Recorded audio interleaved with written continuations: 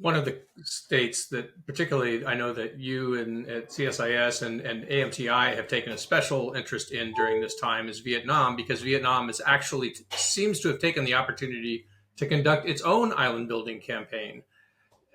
Is that come about? Did Vietnam recognize an opportunity provided by the China's preoccupation with the Philippines, or was this sort of long planned and they just kind of got lucky?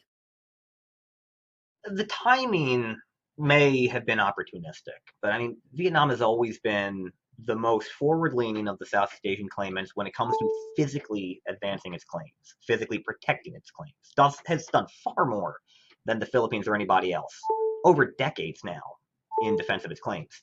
It has been far quieter on the diplomatic front. Vietnam is not comfortable with the kind of public diplomacy that the Philippines engages in, but it's very happy to support the Philippines in doing so, so that the Philippines can take the public lumps for it. Um, Vietnam has the largest number of outposts in the Spratly Islands. Depending on how you count, they occupy 23 to 27 reefs. Some may or may not actually be part of the Spratlys, according to a geographer. And they've got 49 military outposts on those. That's because in 1988, when China started occupying the Spratlys, Vietnam reacted by occupying all of the others that were left to make sure China couldn't get them, while all the rest of Southeast Asia ignored what the PRC was doing.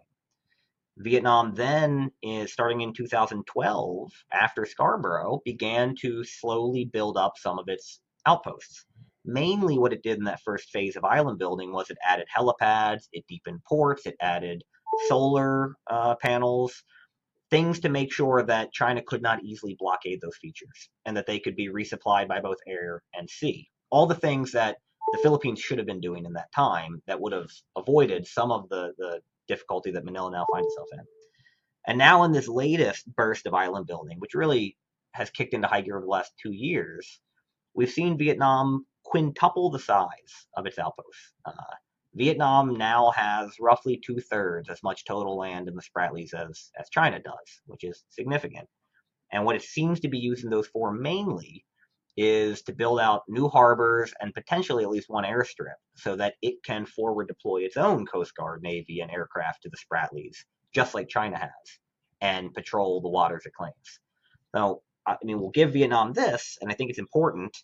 Vietnam has not built anything on these islands that is clearly for offensive purposes, nor does Vietnam have any history of using threats of force and coercion in these disputes. China does.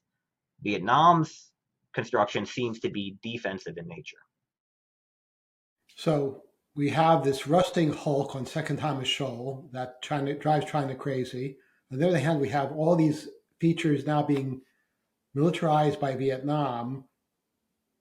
China doesn't seem to react the same way. What's going on? Yeah, this has become a bit of a Rorschach test. I've seen at least four articles on this. Why does Vietnam get treated differently than the Philippines? I wrote one of them in the last few months. And so I think everybody's got a similar list of things and they put different priorities on it. For me, there's probably three key issues here, and you can decide how you want to weight them. The one that's most important in my mind is Vietnam has shown very clearly for decades that it will accept substantial risk of escalation if it deems something a military necessity.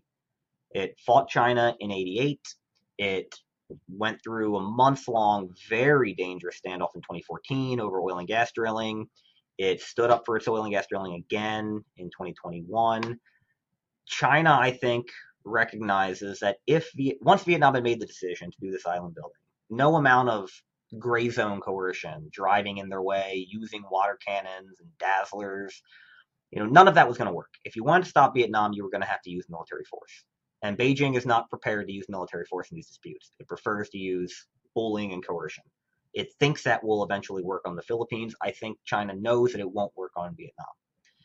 The second issue is the Philippines is a U.S. ally and Vietnam isn't, which in some ways elevates the importance of standing up or of punishing the Philippines, because China views the Philippines as nothing but a sock puppet for the Americans, and Vietnam doesn't. In a sense, they treat Vietnam with agency, and they don't treat China does not treat the Philippines with any agency. And that makes it much harder, I think, for China to look for off ramps and back down on things, to seek compromise in the case of the Philippines. The third one is the black box of the Communist Party relationship. The VCP and the CCP have avenues to de-escalate, to pursue disputes quietly that just don't exist for anybody else, including the Philippines. People overstate that one. There is no love lost between the Vietnamese Communist Party and the Chinese Communist Party, but it does provide a pressure valve at times that other claimants don't have.